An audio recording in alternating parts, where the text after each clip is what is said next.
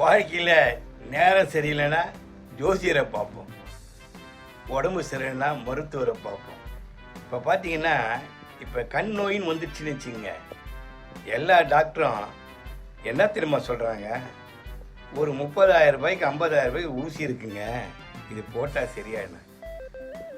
இன்னுமாங்க நீங்கள் வாழ்க்கையில் முன்னேறல. And apple எ டே, கீரை வகைகள், காய்கறிகள், பழ வகைகள் இதெல்லாம் சாப்பிடுங்க.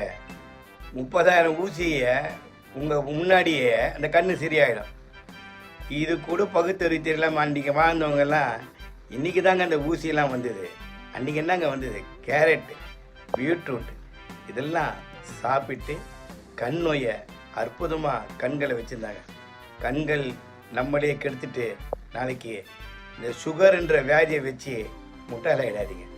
நல்லா சாப்பிடுங்க, சந்தோஷமாக இருங்க.